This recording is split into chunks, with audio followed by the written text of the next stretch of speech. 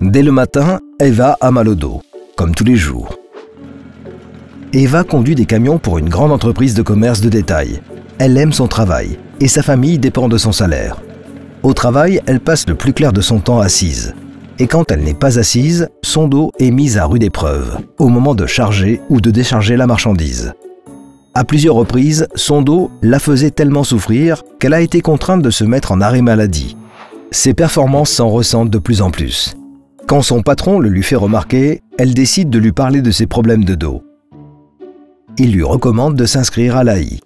Une fois inscrite, elle est convoquée pour un entretien avec un spécialiste en réadaptation professionnelle de l'AI. Ensemble, ils cherchent des solutions. Eva reçoit un coussin spécifique lui permettant de soulager son dos. Elle va mieux pendant un certain temps, mais 6 mois plus tard, les douleurs sont de nouveau là. L'AI demande alors au médecin traitant et au service médical régional d'examiner le cas d'Eva. Ceux-ci recommandent à Eva de cesser de soulever et de porter des charges. Il lui faudrait un emploi qui lui permette d'être parfois assise, parfois debout, sans avoir à porter des charges. Eva craint de perdre son emploi. Elle est prise d'angoisse existentielle. Mais le spécialiste en réadaptation professionnelle lui remonte le moral. L'AI lui apporte son soutien à travers des mesures de réadaptation visant à lui permettre d'exercer une nouvelle activité.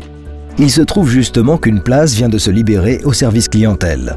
Un poste qui lui permettrait de marcher plus et d'alterner entre la position assise et debout. L'AI soutient et accompagne Eva lors de son entrée au service clientèle. La nouvelle activité d'Eva se révèle bénéfique pour son dos et sa santé s'améliore. Elle peut enfin à nouveau préparer le petit déjeuner sans ressentir de douleur. Lorsqu'un employé ne peut pas changer de poste au sein de son entreprise, l'AI l'aide à trouver un nouvel emploi. Il arrive toutefois que des personnes ne puissent plus travailler du tout, ou seulement à temps partiel. L'Office AI se charge alors de déterminer le degré d'invalidité et un éventuel droit à une rente.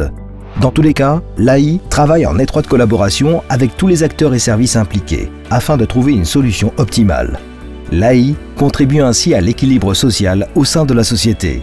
Certaines personnes ont besoin de notre aide pendant quelques temps seulement, d'autres pour toute leur vie.